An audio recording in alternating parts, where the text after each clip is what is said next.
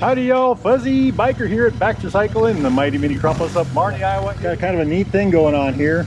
This is my brand new Royal Enfield Super Meteor 650. This is a 1959.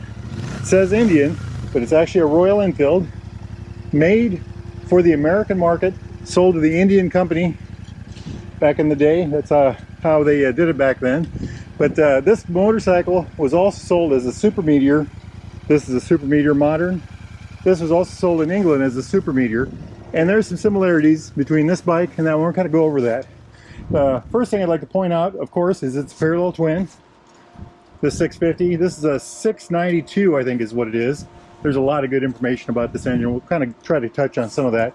Another thing I'd say right away is the frame. It's got the loop frame with the ears on it right here that mount the shocks. And they did the same thing here. A little bit of a loop frame. This is more like the Bullet, but with the ear on it to mount the shocks. Really a good looking thing.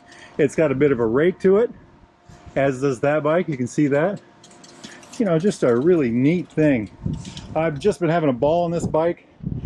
All kinds of fun. I was thinking today as I rode it here, this is the mellow 650 as far as the Royal Enfields go. You know, they got the Interceptor, they got the Continental GT. Well, this is the more relaxed, enjoyable, fun, cruising, roll down the highway, kind of a blast bike. And you know, it's kind of stylized that way. It's a little heavier, a little relaxed riding. Anyway, really enjoy it. But I thought it'd be neat to compare the two, just kind of go over the things. So let's take another good look at this thing. So the engine on this, let's start with that 692 cubic centimeters, I believe. Parallel twin. It's the engine actually hangs from the frame. The frame stops there, picks up here. That same thing happens here. The frame stops right about there and then picks up again here. So this is part of the stress, remember, the engine is on both bikes. I love the way this one looks. This one is actually a coil bike already. It's got a distributor and a coil and a battery. No magneto in this one. Air cooled. It's got overhead valves, so the cams are down here. Just a real beauty, isn't it? Oil pump right down here, dual action. Transmission separate, probably a 4-speed. It's got the neutral finder right here, kickstart only. Just a beautiful thing, isn't it? Single carburetor.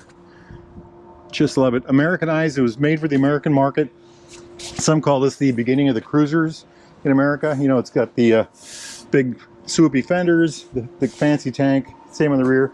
This one has period correct accessories, as is this one. This is a modern bike with modern accessories. Well, this bike has period correct accessories, you know, period correct bags, racks. Here's the air pump. You know, all that kind of neat stuff. Good looking thing, isn't it? Look at those mufflers. Ah, I hadn't noticed that. It's got fishtails on it. They're both angled. Oh, look at this. Here's the 4-speed indicator, 1, 2, 3, 4. I like it. I like it a lot. Let's see just what else we can point out. External oil lines. Just a real beautiful thing if you like this kind of thing, which I do. Just look at that. Absolutely. Wow. I like this right here. The kickstart and the gear shifter share the same shaft here. The swing arm pivot point right there. Rear set foot pegs. Look at that. So this is the rear passenger foot pegs. Mid mount foot pegs. That's got a forward set. And there they've got these for kind of a forward set. Just really neat, isn't it? Hey, let's look at the other side. Did I already point this out? Air pump. Okay, on this side we've got a toolbox. The primary cover. It's got the single bolt hold down, so there's a gasket that goes all around. No fasteners all the way around the edge. There's only one single fastener in the center. You bolt that tight and that sets everything there. So the alternator must be under here. I'm guessing this is the clutch. Yep, it moves when I do the clutch. Looks like an oil line of some sort. I don't know if the oil comes up through here and then through the heads. I know these are I think these are a dry sump with a sump inside the engine. So it's a internal sump, but it's separate from the crankshaft area. Look at that kickstand. Isn't that something? I love this. I just love this. What did I say? 1959? Look at those shocks. Mechanical brakes, of course, front and rear. Check out the hardware for that. I always like to point these out. These are the microelectronics of their day. You know, by our standards, those are humongous. But back then, that was a micro switch, I suppose. I love the way these, you know, keyed right here. Wonder what that says. I can't really read it. Little metal bags, taillights on the back. Just a gorgeous thing. So this is the, you know, the grandfather to this model, basically. So you can see the similarities. You know, it's a swing arm, dual shock rear, with the loop frame, the ears on the ears on the frame, the parallel twin engine. They kind of copied, I guess. You can, somebody's saying this line kind of looks like a stubby engine. I guess they kind of did the same here, only this one looks taller. You know what? I want to point this out while we're up here. It's got similar bars, by the way, but check this out. Big old speedo in the center. Isn't that just beautiful?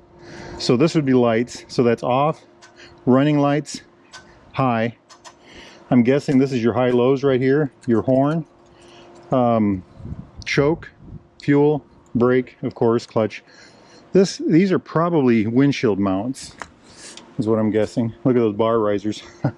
Rubber mounted. I'm sure you needed that. I did drive one of these. I think, I can't remember, Everett, our good friend Everett has one. I think it's a 58 or a 56. And I put about a dozen miles on it. It was just the thrill of my life. The thing was just ran so good. Good low end torque, nice smooth feel. I mean, just a beautiful thing to ride. A thing of beauty, a thing of beauty. I think this might be the same seat as they would have had in the English model. You know, the Super Meteor back in England. Any of y'all out there know, please post. Please let us know. If you got pictures, put those on our Forgotten Motorcycles website on Facebook. Anyway, I'm just having a ball with this bike. My Super Meteor, my modern Super Meteor. I've had it on the interstate a bunch. Which is what I bought it for. I wanted to know if I could do a lot of long rides with it. I think I can. I'm getting decent fuel mileage. I'm getting 45 when I'm going fast. I'm getting 55, 56 when I'm going slow. So on the 2-lane blacktops, I'm getting anywhere from 51 to 56. When I get in the interstate, if I keep up with traffic, which means 80, 85, I've been getting about 45 miles a gallon.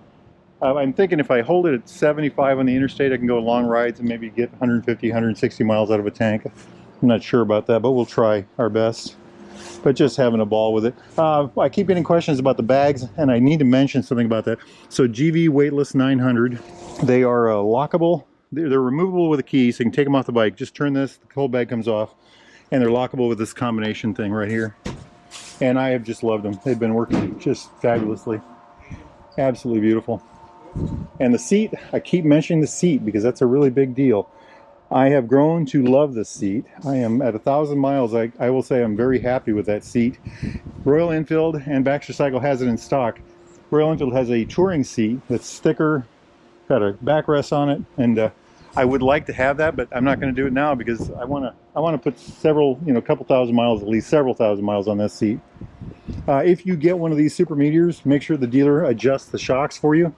All the ones I've seen come from the factory, the shocks are on the lowest level, and that it's a nice soft ride, but when you hit a bump, it bottoms the bike out and it gives you that jarring thing through your spine. You adjust it to the right setting, it's a lot better riding. It's a very good, I took it on a real bumpy road the other day, and it did extremely well. It was still a really bumpy road, but the bike held its track well. It was sure-footed. The tires stayed on the ground. I didn't have any bouncing around or sideways feel, or y'all know what I'm talking about. It just did it really well. It just did it really well. Very happy with it. One thing I want to throw in real quick, because I think this is really important. There's 3 things about an Enfield that I think everybody should know.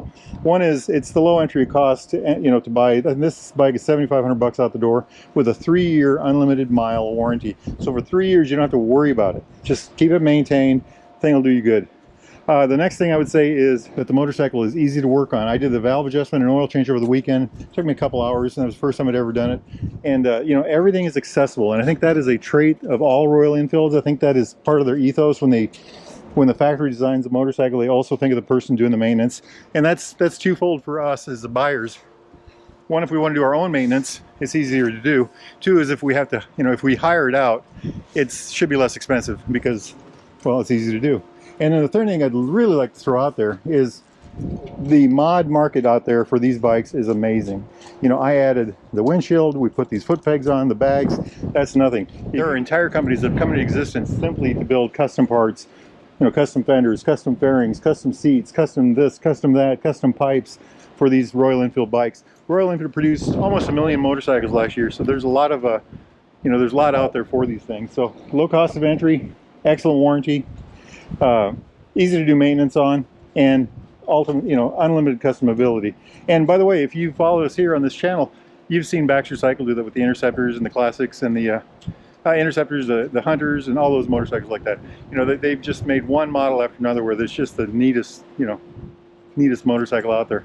Well, anyway, it's a cool bike. That's a really cool bike.